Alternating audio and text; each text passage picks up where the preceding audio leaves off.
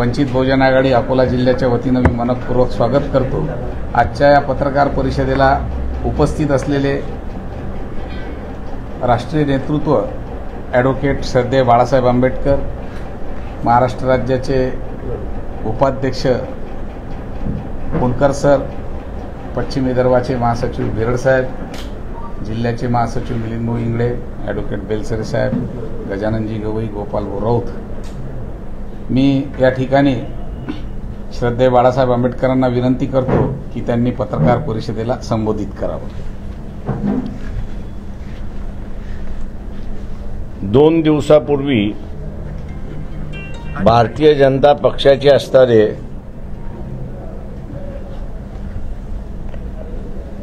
माजी मंत्री आणि आरएसएसचे असणारे प्रमुख, जे प्रतिनिधी मंडळ आहे त्या प्रतिनिधी मंडळाचे असणारे प्रमुख,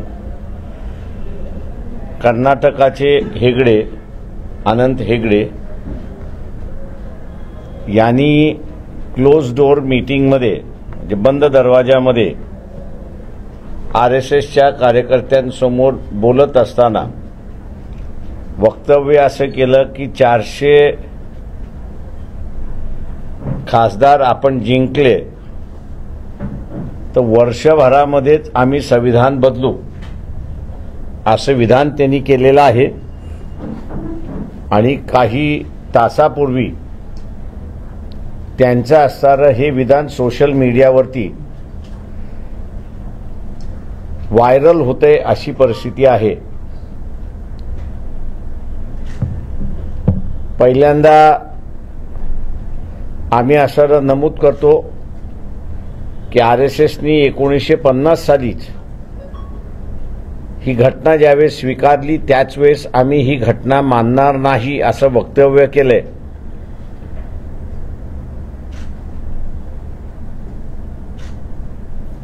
आणि मोदींच्या नेतृत्वाखाली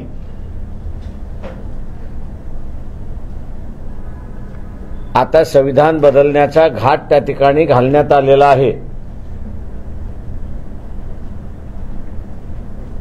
आरएसएसने अत्यंत चालाकीने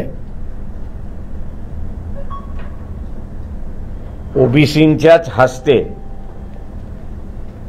ज्या संविधानाने संतांच्या विचारसरणीला एक स्वरूप दिलं, आकार दिला आणि अंमल केला,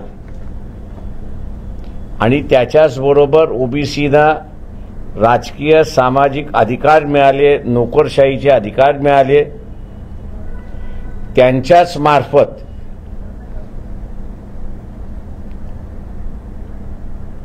आता घटना बदलण्याची चर्चा पुन्हा सुरुवात झालेली आहे।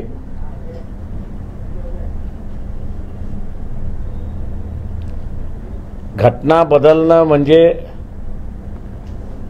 या देशामध्ये अराजकतेला आमंत्रण देणं।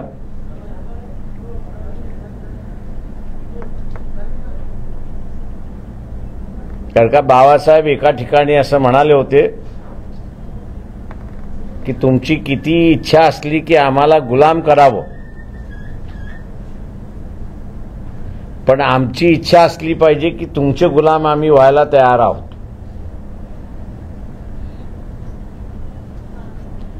तेव्हा प्रत्येक घटक आपला अधिकार शाबूत ठेवण्यासाठी संघर्ष आणि त्या संघर्षातून टकराव आणि त्या टकरावातून अराजकता अशी माजण्याची दाट शक्यता लोकसभेनंतर आहे। त्याच्याच बरोबर आपण पाहिलं असेल तर जी काही आर्थिक रचना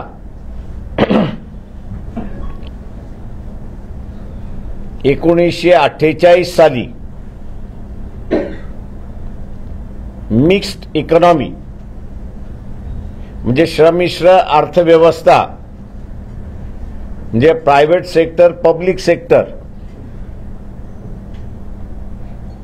या दोघांचं क्षेत्र वाटून देण्यात आलं होतं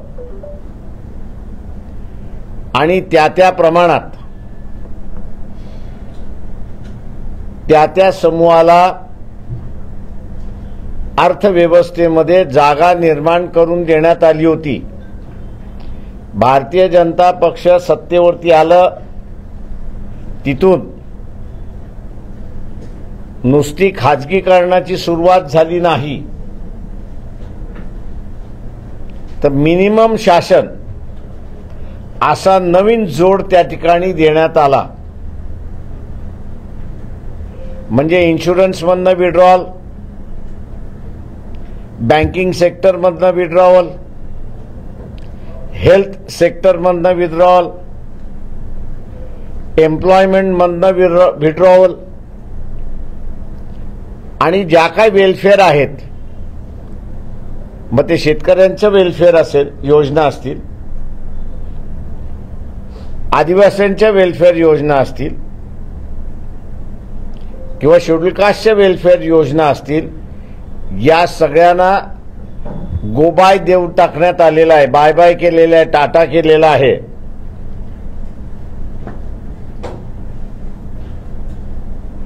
आम्ही नरेंद्र मोदी पंतप्रधान आहेत, त्यांना असणारा विचारतोय की आपण आता असणारा 5-6 मोठमोठी इंडस्ट्रियल घराणे उभी करत आहात.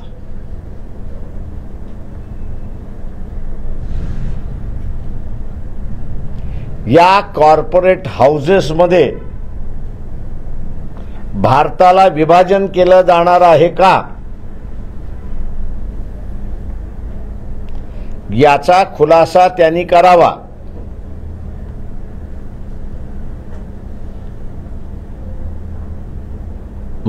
मला आणि माझ्या पक्षाला याची पूर्णपणे कल्पना आहे,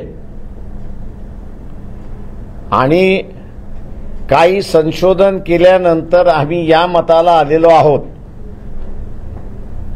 की येणाऱ्या 5 वर्षाच्या कालावधीमध्ये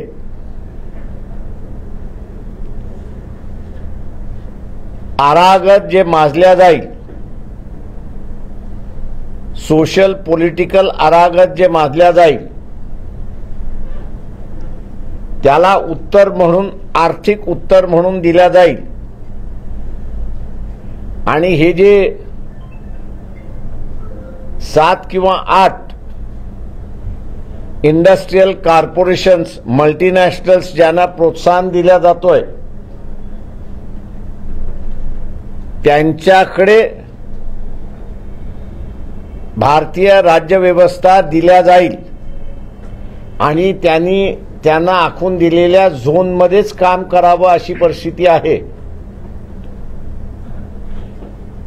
आमच्या पक्षाला याची जाणीव आहे की आम्ही नव्या रीतीने ईस्ट इंडिया कंपनी कशी येते,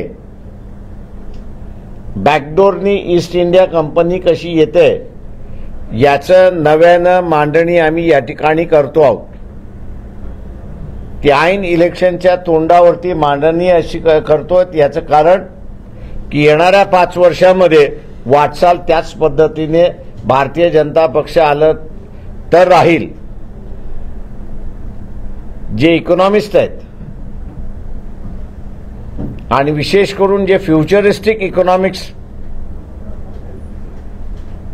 चे अभ्यासक आहेत किंवा इकॉनॉमिक्सचे अनालिसिस आहेत, त्यांना आम्ही असणारं आवाहन करतोय की पक्षाने मांडलेली ही भूमिका की उद्याच्या 5 वर्षामध्ये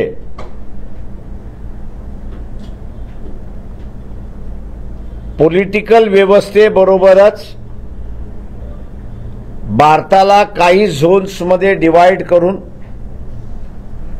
त्या झोन्सचं कंट्रोल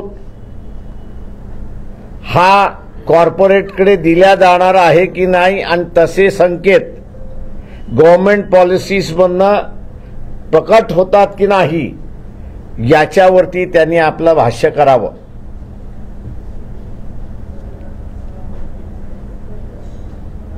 आरएसएस हे जॉग्राफिकल बाउंड्रीज मानत नाही,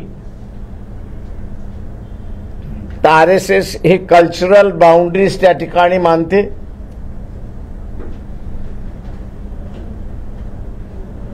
आणि म्हणून ज्यांना जॉग्राफिकल बाउंड्रीज मान्यच नाही त्यांना इकॉनॉमिकल बाउंड्रीज याची मान्यता आहे. हा एक गंभीर आणि सिरियस प्रश्न आहे असं मी त्या ठिकाणी मानतोय.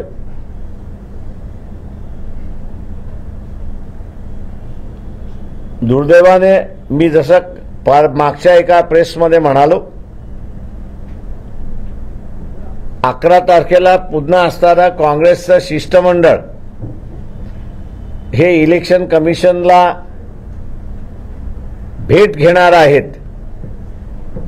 काँग्रेस पक्षाने एकत्र जाण्याच्या ऐवजी पूर्ण ऑपोजिशन पार्टीजला इलेक्शन कमिशनकडे त्यांनी घेऊन गेलं पाहिजे. ईव्हीएम बॅन करा ह्या मागणीसाठी नाही, तर ईव्हीएम बरोबर पेपर ट्रेल हा जो वापरला जातोय तो डायरेक्ट पेटीमध्ये पडतो अशी असणारी आजची प्रथा आहे. तो डायरेक्ट पेटीमध्ये न पडता तो वोटरने बघितला पाहिजे आणि वोटरने मग तो पेटीमध्ये त्या ठिकाणी टाकला पाहिजे. ते जर झालं तर ही जी मॅन्युप्युलेशनची चर्चा जी आहे ती त्या ठिकाणी थांबू शकते. काँग्रेस पक्ष या दोन्ही गोष्टींकडे सिरियसली पाहिल अशी आमचा पक्ष अपेक्षित आहे. माझं निवेदन संपलं. आपण आता विचारू शकता. घटना बदलण्याचा घाट सुरू आहे असं म्हटलं तर कशा प्रकारे घटना बदलू शकते? आता असणारा पार्लमेंटरी डेमोक्रेसी आहे ती पार्लमेंटरी डेमोक्रेसीच्या ऐवजी पार्टी डेमोक्रेसी म्हणजे चायनाची आहे. ती दुसरं जे आहे ते अध्यक्षीय पद्धत त्या ठिकाणी येऊ शकते अशी आहे. मताचा अधिकार जो आहे तो मताचा अधिकार शिकलेला आहे, टॅक्स पेयर आहे, त्याच्याच पुरता मर्यादित.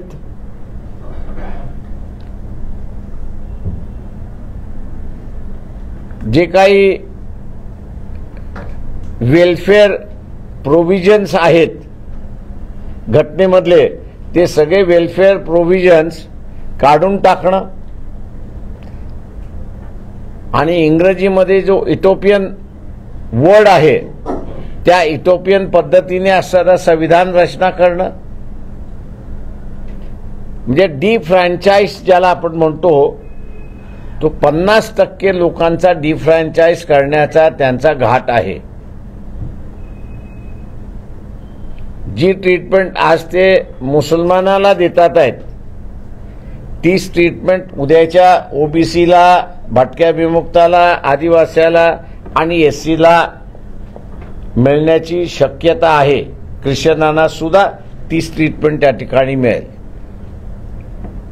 तेव्हा हे काही चेंजेस त्याच्यामध्ये ऑफरिंग आहेत असं मी त्या ठिकाणी मानतोय. भारताची फाळणी काही औद्योगिक घराण्यांमध्ये तुम्ही म्हटलं आणि भारताची जी सध्याची ओळख आहे युनियन ऑफ स्टेट किंवा भारतीय संघराज्य ज्याला म्हटलं जातं तर या संघराज्याचं हेड मग कोण असेल, काय ती रचना काय असेल? त्याच्यावरती अजून ते काही बोलत नाही आहेत. पण इकॉनॉमिक झोन्स आणि ते इकॉनॉमिक झोन्स या कॉर्पोरेट हाऊसेसना द्यायचं असा घाट एक निश्चितपणे पॉलिसीच्या मार्फत दिसतोय असं आम्हाला लक्षात आलेलं आहे. आणि म्हणून आम्ही म्हटलंय की आम्ही इलॅबोरेट करण्यापेक्षा आम्ही त्याची पूर्ण मांडणी करण्यापेक्षा जे इकॉनॉमिस्ट आहेत, पॉलिसी इकॉनॉमिस्ट जे आहेत, अॅनालिस्ट इकॉनॉमिस्ट जे आहेत, फ्युचर इकॉनॉमिस्ट जे आहेत या सगळ्यांनी त्याच्यावरती बोलावं अशी आमची मागणी आहे. मूग गिळून त्यांनी बसू नये, मौनी बाबा त्यांनी होऊ नये. आपण हाच विषय जसा आता यांनी विचारला त्याच्यामध्ये आपण संशोधन केलं असा एक उल्लेख केला होता की तुमचे काही याच्या संदर्भातलं संशोधन आहे. आणि दुसरा विषय की तो आता मुद्दा म्हणलाय की 5-6 घराण्यांमध्ये विभाजन केलं जाईल. तर आत्ताच्या याच्यामध्ये असं तुम्हाला कुठे दिसतंय का पर्टिक्युलरली की याच्यामध्ये अशा पद्धतीचं 5-6 घराण्यांपैकी एखाद्या घराण्यामध्ये झाल्यासारखं पॉवर सेक्टर जर आपण पाहिला तर पॉवर सेक्टरवरची मोनोपली ही आता अडानी ग्रुपकडे चाललेली आहे असं आपल्याला त्या ठिकाणी दिसतंय. एअरपोर्ट्स जे आहेत या एअरपोर्ट्सवरची सुद्धा मोनोपली करण्याचा भाग त्या ठिकाणी चाललेला आहे आणि त्याचं आपल्याला उदाहरण आता द्यायचं असेल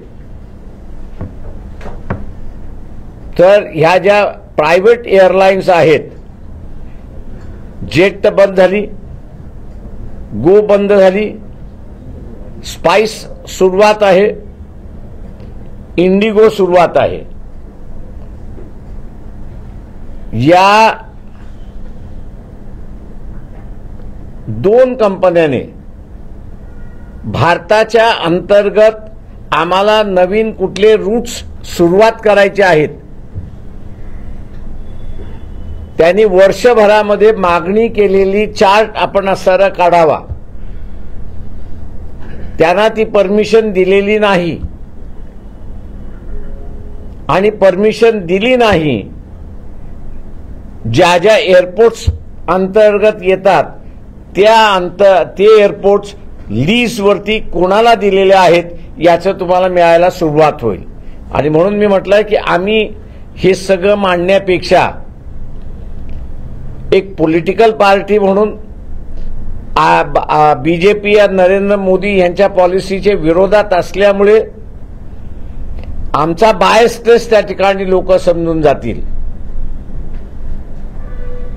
वस्तुस्थिती काय आहे, आम्ही जे म्हणतोय ते खरं आहे की खोटं आहे ते इथल्या इकॉनॉमिस्टनी अॅनालिसिस करावं अशी आम्ही मागणी करतोय आणि लोकांपुढे त्यांनी मांडलं पाहिजे. कॉर्पोरेट हाऊसेस जे तुम्ही त्यांच्याबद्दल बोलताय थेट पॉलिटिकल मॅनिप्युलेशन त्यांना स्वतः ते करू शकतात पुढच्या काळात की काही एजंट मार्फत ते त्यांचा आता प्रोसिजर काय असेल ते आपल्याला सांगता येणार नाही, पण जे आम्हाला सायन्स दिसायला लागलेले आहेत त्या काही सायन्सचा मी आपल्यासमोर उल्लेख केलेला. 9 किंवा 10 तारखेला जागा वाटपच्या संदर्भातली जी बैठक रद्द झाली त्यापाठी आपण हे पहिल्यांदा संपवानंतर येऊ ना. मला माहित नाही. हा प्रश्न याच्याशी संबंधित आहे. तुम्ही आज जे इथं मांडलं बाळासाहेब हा निवडणुकीच्या तोंडावर हा विषय तुम्ही आणला तर आपल्याला असं वाटतं का की या निवडणुकीच्या प्रचारामध्ये हा विषय प्रामुख्याने देशभरामध्ये चर्चेला जावा? येस, हा गेला पाहिजे. मेन मुद्दा आहे असं मी त्या ठिकाणी मानतोय. काँग्रेस पार्टीकडे असताना फार चांगले इकॉनॉमिस्ट आहेत. Jayaraman is one of the most learned economist आहे. चिदंबरम त्याच्यातले असणारे दुसरे आहेत. त्यांनी इन्क्वायरीला घाबरू नये, नाहीतरी त्यांनी जेलमध्ये जाऊन आलेत, काही फरक पडत नाही. आता जी काही वाट लागायची त्यांची ती लागलेली आहे. आता त्यांनी देश वाचवायला निघावं. बाळासाहेब तुम्ही आता हे सर्व मुद्दे जे पत्रकार परिषदेत मांडत आहात हेच मुद्दे बाळासाहेबांनी देशाच्या संसदेत लोकसभेत मांडत तुम्हाला वाटत नाही का? ते मला संधी मिळालीच नाही, त्याच्यामुळे जनतेपुढेच मांडणार मी. जनतेने मला संधी पार्लमेंटमध्ये दिली तर कदाचित तिथेही मांडीन मी. संधी आता आहे तर त्या संधीचं सोनं करणार आहात? ते संधीचं सोनं करता करता ते पार्लमेंटच शिल्लक राहिलं पाहिजे ना. ते नाही राहिलं तर काय करू? नाही बाळासाहेब 2019 मध्ये पण असे विषय तुम्ही मांडलेले होते निवडणुकीच्या पूर्वी. नाही, 2019 मध्ये काहीच मांडलं नव्हतं मी. तुम्ही काही मुद्दे घेऊन अशोक चव्हाणांचा विषय घेऊन त्यावेळेस तुम्ही गेले होते आणि आता हा विषय महाविकास आघाडीच्या बैठकीमध्ये तुम्ही मांडलाय का? होय, मांडलाय ना. मी असणारा 9 तारखेच्या बैठकी 7 तारखेला बैठक होती. त्या 7 तारखेच्या बैठकीमध्ये उद्धव ठाकरे, त्याच्यानंतर शरद पवार आणि काँग्रेस पक्षाचे असणारे बाळासाहेब थोरात, मी यांना म्हणालो होतो की आपलं एग्रीमेंट होईल न एग्रीमेंट होईल ते बाजूला ठेवा, आपण सगळ्यांना बोलू आणि ईव्हीएमच्या संदर्भात इलेक्शन कमिशनने स्वतःच्या वेबसाईटवरती प्रश्न उत्तरं 150 प्रश्न आहेत आणि त्याची उत्तरं त्यांनी दिलेली आहेत. त्या 150 प्रश्नावरती 80 की 81वा जो प्रश्न आहे तो व्हीव्हीपॅट बद्दल आहे, म्हणजे पेपर ट्रेल बद्दल आहे. त्यामध्ये त्यांनी 4 गोष्टी नमूद केलेल्या आहेत की ज्या वोटरला दिसल्या पाहिजेत. आणि मी त्यांना म्हणालो होतो की हाच मुद्दा आपण धरून की वोटरला दिसल्या पाहिजेत, तर ते डायरेक्ट न पडता वोटरने ते बघावं, त्या 4 गोष्टी आहेत का आणि पेटीमध्ये टाकून द्यावं. त्याच्यामध्ये एक सगळ्यात महत्वाचं आहे की त्यांनी जे बटन दाबलेलं आहे सिम्बॉलच्या समोर, तेच सिम्बॉल प्रिंट झाला की न झाला हा त्यांनी बघायचा आहे. आणि तो त्यांनी मग तिथे बघून असेल तर त्यांनी त्या ठिकाणी टाकला पाहिजे. म्हटलं एवढा छोटा मुद्दा घेऊन आपण सगळेजण इलेक्शन कमिशनकडे जाऊ आणि त्यांना म्हणू की हा आम्ही सगळे पॉलिटिकल पार्टीज हे डिमांड करतो आहोत की वोटरला ती डायरेक्ट पडण्यापेक्षा त्याच्या हातामध्ये देऊन तो बघेल आणि तो टाकेल. फार फार 2 सेकंद त्याच्यापेक्षा अधिक लागतील अशी परिस्थिती आहे. त्याच्यामुळे फार बर्डन होणार नाही. पण दुर्दैवाने आपण याच्यावरती विचार करू, याच्या पलीकडे मला उत्तर काही मिळालं नाही. आर्थिक विषय वाढलेली आहे आणि आता कॉर्पोरेट करण्याकडे 70% प्रॉपर्टी या देशाची आहे आणि इकॉनॉमिस्ट बोलतच नाही. तुम्ही तुमच्या पार्टी बरोबरच हा मुद्दा रेस केला सगळ्या देशात. आम्ही पार्टी फोरमवरतीच रेस करतो. आमच्या पार्टी फोरमवरती झालेला आहे. आमच्या प्रचार सभेमधनं सुद्धा हा मुद्दा आहे. आम्ही आता बघतोय की त्याला सार्वत्रिक मान्यता मिळावी आणि इथला जो इंटेलिजन्स आहे या इंटेलिजन्सियानी बोलावं. तुम्ही लोकसभेनंतर हे बहुमत गृहीत धरून आले आमचं 2 दिवस. कोणाचं? या बीजेपीचं. तुम्ही माझं स्वतःचं रीडिंग मी असताना जे म्हणालो, आमच्या कॅल्क्युलेशन प्रमाणे 150च्या वरती हे नाहीत. संविधान कसं बदलतील ते पॉसिबिलिटीज तुम्हाला सगळ्याच घेऊन राजकारणामध्ये चालावं लागतं. लोकांचं मत ओव्हरनाईट सुद्धा बदलू शकतं. 400 आले तर काय होणार हे लोकांना आगाह करणं गरजेचं आहे असं आम्हाला वाटतं. बाळासाहेब, इलेक्ट्रॉल बॉन्डचा आता सर्वोच्च न्यायालयाने एक आदेश दिला की एसबीआयला उद्या त्या संध्याकाळपर्यंत वेबसाईटला तुम्ही ते सगळं टाकलं आणि सगळा तो डेटा दिला पाहिजे. या सर्वोच्च न्यायालयाच्या या भूमिकेवर आपलं काय म्हणणं? इमिजिएटली त्याची अंमलबजावणी, पण माझ्या माहितीप्रमाणे असणारं स्टेट बँक ते करायला तयार नाही. आणि मी पुन्हा हे असं म्हणतोय की सगळे लढे हे आमच्याच वाट्याला आलेत असे दिसते. कुठलाही राजकीय पक्ष बॉन्डशी संबंधित आहे का यांचे अगोदरची कारकिर्दी जी आहे ती पूर्ण बँकिंग सेक्टरमधली, म्हणजे सेक्रेटरी फायनान्स आणि सेक्रेटरी फायनान्स असताना बँकिंग सेक्टर पूर्ण त्यांच्याकडे होतं. त्याच्यामुळे यांना काय घोटाळा झालाय याची पूर्ण कल्पना आहे.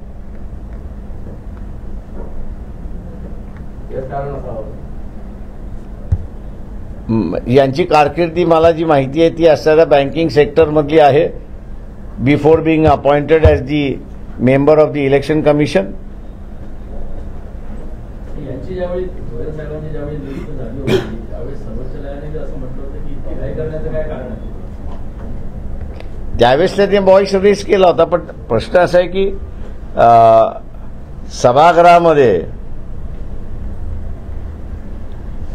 मिनिमम मेजॉरिटी जी पाहिजे होती ती नसल्यामुळे सभागृह आणि डिसिजन मेकिंग हे दोन्हीही धुडकावून लावलेत अशी परिस्थिती आहे सध्याच्या सरकार. ते गोयल यांच्या जीवाला धोका असू शकतो का पुढच्या काळात? त्यांनी लिहून ठेवलं असेल तर धोका नाही, त्यांनी लिहून ठेवलं नसेल तर धोका आहे. पण नॉर्मली या पदावरती राहणारी माणसं आपले असणारे सिक्युरिटी स्वतःच त्या ठिकाणी सांभाळत असतात. तुम्ही 5 ते 7 घराण्यांचं नाव घेतलं कॉर्पोरेट. आता अदानीचं नाव माहिती का, अंबानीचं नाव माहिती, बाकीची घराणे कोणती आहे? येईल, बाहेर येऊ द्या. माझं म्हणणं असं आहे महाराष्ट्रातले आहे राज्यावरती कशाला जात आहे? बाळासाहेब, पण आता महाविकास आघाडीचे आणि याच्यातले कसे संबंध कसे आहेत तुमच्या? माझे तिन्ही पक्षाशी सुरळीत आहेत.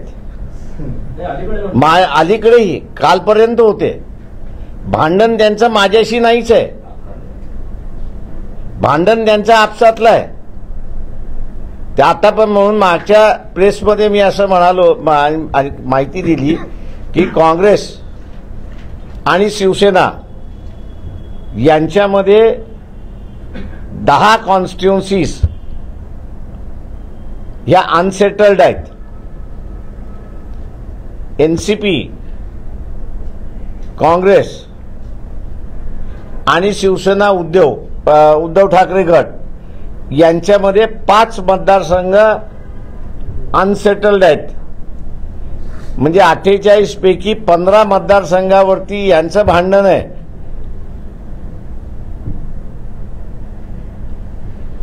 यांचं अंतर्गत भांडणं आहेत ती, आणि यांची अंतर्गत भांडणं मिटवत नाहीत तोपर्यंत वंचित बहुजन आघाडी काहीच करू शकत नाही. आम्ही असताना काल म्हणण्यापेक्षा 9 तारखेची बैठक झाली नाही, त्याच्यानंतर आम्ही असताना एक नवा प्रयत्न त्या ठिकाणी केला, आणि तो म्हणजे रमेश चेनिताल जे AICCचे रिप्रेझेंटेटिव्ह आहेत त्यांच्याशी संपर्क साधून,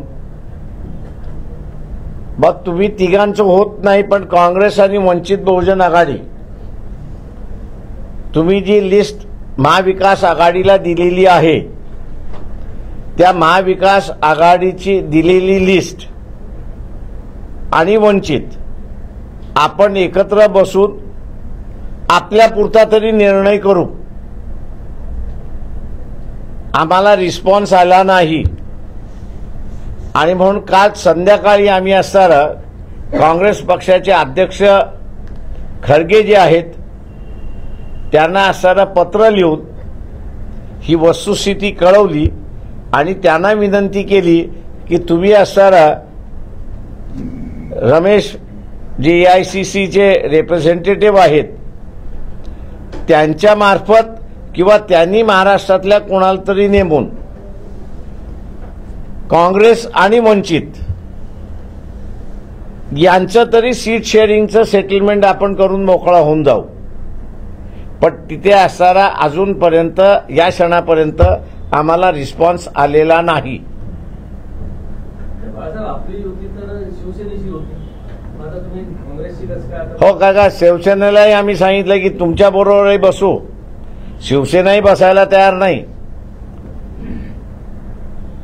आणि मग शिवसेना बसायला तयार नाही तर मग आम्ही काँग्रेसचं म्हटलं. आपण कुठे नाही कुठेतरी बिफोर हे संपवायला पाहिजे. नाना पटोले म्हणतात की मैत्री करावी तो पुरी करावी असं म्हणतात. नानाला ABCD माहिती नाही. त्या दिवशी तुम्ही तो सुपरयुक्त शब्द वापरला काँग्रेसच्या संदर्भात, तो त्यांना लागल्यामुळे 9 तारखेची बैठक रद्द केली. यात मला माहित नाही. मी हा सुपारीचा शब्द फार अगोदर वापरलेला आहे. तो कालच वापरला नाही. मी फक्त असताना कम्पेअर करत होतो की काँग्रेसने केलेल्या चोऱ्या या कुठल्या कॅटेगरीमध्ये बसतात, आणि BJP सध्या जे चोऱ्या करतंय ते कुठल्या कॅटेगरीमध्ये बसतात. हे भुरटे आहेत, ते म्हटले डाकू आहेत.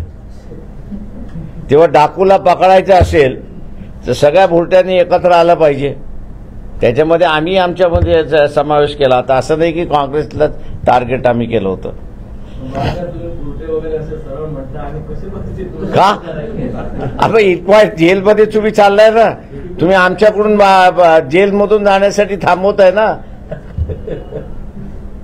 एका बाजूला तुम्ही आम्हाला म्हणताय की आम्ही टोटल सरेंडर व्हावं आणि त्यांना निवडून द्या. आम्ही ठीक आहे, आम्ही तेही नाही म्हणत आहोत.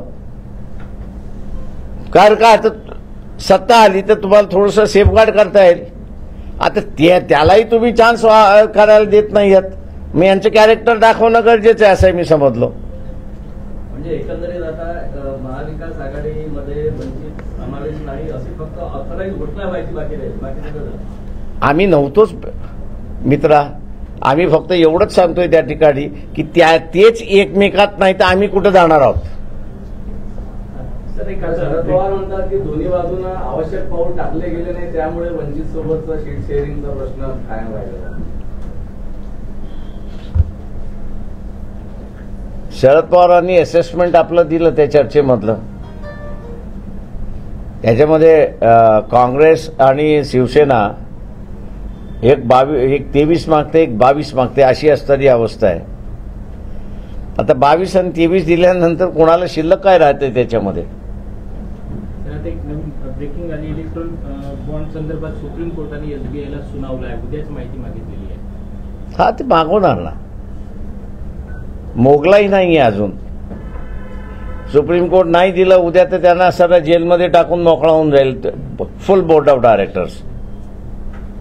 बाळासाहेब, महाविकास आघाडीमध्ये वंचित नाही जमलं तर काँग्रेस सोबत आघाडी राहील का भविष्यात? आम्ही तेच तर आम्ही पहिल्यांदा शिवसेनेबरोबर सेटल करण्याचा प्रयत्न केला, ते बसायला तयार नाहीत. आम्ही आता बीजेपी बरोबर लेखी दिलं, म्हणजे तोंडी दिलं असतं तर म्हणलं असतं तुम्ही दिलं नाही असं आहे, म्हणून लेखी काल पाठवलं. ते पत्र पाहिजे तर मी इथे आपल्यालाही रिलीज करू शकतो त्याच्यामध्ये की माझ्याच सहीचं घेतलेलं, उगीच त्या सहीवरनं कॉन्ट्रोवर्सी नको म्हणून मीच सही केली आणि पाठवून दिलं त्यांना की बाई असं असं आहे, तुम्ही असताना प्रॉपर इन्स्ट्रक्शन द्या. तुम्ही 6 महिन्यापासून सातत्यानं सांगता की उद्धव ठाकरे तुमचे वकील आहे, माझा वकील माझी वकिली बरोबर. माझे वकील तुम्ही निवडण्यात चूक झाली का तुमची? माझं म्हणणं असं आहे की आमचा वकील त्यांच्याच पक्षाची वकिली करू शकत नाही अशी अवस्था झाली आता.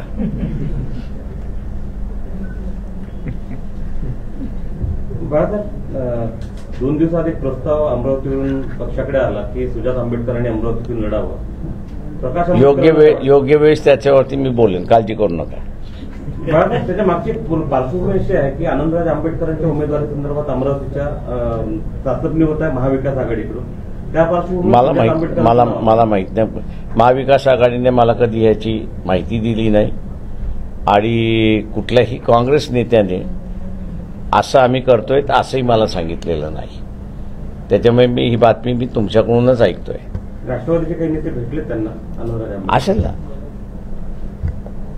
याची कल्पना नव्हती का मग सुजात आंबेडकरांचा तिकडून त्यांना सुचवताना कदाचित त्या असे त्यांनी अमरावतीच्या युनिटनी केलेलं आहे. ते अमरावतीच्या युनिटचं काय असेसमेंट आहे त्याच्याशी मी काही बोलणार नाहीये, कारण का आम्ही याच सगळ्या याच्यामध्ये अडकलेलो आहोत. तेव्हा प्रत्येक युनिट आता असताना आमचं जे आहे ते एसर्टिव्ह व्हायला लागले की, आणि ही अनरेस्ट मोठ्या प्रमाणात वाढत चालली असं आम्हाला पक्षांतर्गत दिसतंय की सीट कोणाला जाणार त्याच्यावरनं आहे. आनंदराज आंबेडकरांनी तुम्हाला अमरावती लढवण्याबद्दल कधी बोललेत का? ते त्यांचा इंटरेस्ट आहे? दोघंही माझे भाव जे आहेत ते पब्लिकली असतात, पण इलेक्शन नाही आहे. त्याच्यामुळे मला माहिती आहे घरात काही आणि काही नाही आहे. ते 14 तारखेला लागू होते. ते आम्ही आमची भूमिका मांडणार ना. ते आमच्या असणारा उमेदवार जे आहेत ते मतदारसंघातच आहेत. आम्ही आमची भूमिका एकदा आचारसंहिता लागून झाली की 2 दिवसानंतर आम्ही आमची भूमिका मांडू, पॉलिटिकल भूमिका आमची मांडू. आम्ही 48 जागेवरही लढणार ती असेल तेव्हा ऐका ना. सांगलीची सभा होणार आहे का तुमची? सांगलीची सभा होणार आहे का? सांगलीची सभा इचलकरंजीची झाली आमची होणार होती 14 किंवा 15 नाही, कॅन्सल झाली.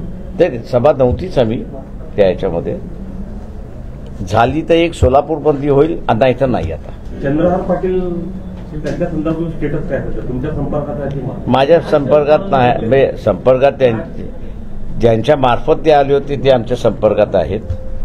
पण मी जे काही वर्तमानपत्रातून ऐकतोय त्यांनी असं उद्धव ठाकरे यांच्यामध्ये जॉईन झालेले आहेत. काँग्रेस ती सीट सोडायला तयार नाही आहे. खासगीमध्ये सुद्धा काँग्रेसवाल्यांनी आम्हाला सांगितलं की आम्हाला ती सीट सोडता येणार नाही त्या ह्याच्यामध्ये. त्याच्यामुळे आता सेना आणि काँग्रेस मधला तो टायअप आहे. त्याच्यामध्ये त्या चंद्रहार पाटलाचा बळी जातोय की हा मोठा इश्यू आहे.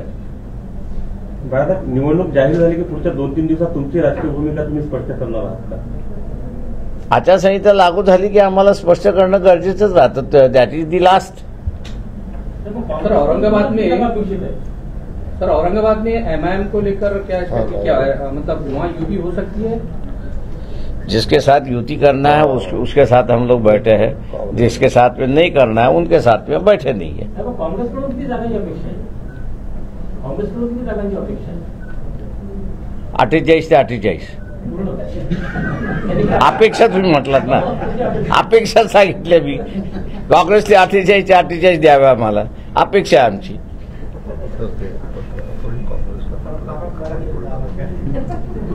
नाही, पत्र जे आहे, मी माझं करेक्शन नाही, मला वाटतं पत्र आम्ही असताना काँग्रेस पक्षाचे अध्यक्ष जे आहेत खरगे यांना पाठवलेलं आहे.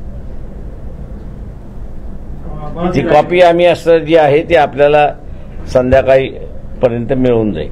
पाटलांच्या आंदोलनाच्या बाबत आपण कसं बघतो? हा, जरांगे पाटलांच्या आंदोलनाची आताची स्थिती जी आहे त्याकडे आपण कसं बघतो? मी उद्या बोलेन त्याच्यावरती, आज नाही. बाळासाहेब, एकीकडे काँग्रेस सोबत तुमचं बोलणं, हा, पण तुम्हाला आता नॅशनल लाईट नाही, आम्ही लाईमलाईट वरती आणतो ना अशोक अकोला प्रेसला. बाळासाहेब, एकीकडे काँग्रेस सोबत तुमची बोलणी सुरू आहे, दुसरीकडे अकोल्यामध्ये 2 बैठका त्यांच्या झाल्या, त्यांना वरून निर्देश तर नाही? मला काहीच माहिती नाही. 2 बैठका झाल्या घटक पक्षांच्या, महाविकास आघाडी आणि काँग्रेस. आणि साहेब, त्यांनी तुम्हाला उपगोळ प्लॅनिंग केलं? हो, म्हणजे काँग्रेस स्वागतार्ह आहे. मग स्वागत. 2.5 लाख काय मिळवावे? शिवसेनेचं म्हणणं आहे की भाजपचं 2.5 लाख आम्ही करून आणणार, आम्ही तसंच 5 लाखावरती चालू म्हणतो. स्वागतार्ह आहे. थँक्यू. चहा घ्या सगळेजण. अशाच नवनवीन राजकीय घडामोडी जाणून घेण्याकरता आपल्या चॅनलला सबस्क्राईब करा आणि इन्स्टा फेसबुकला फॉलो करायला विसरू नका.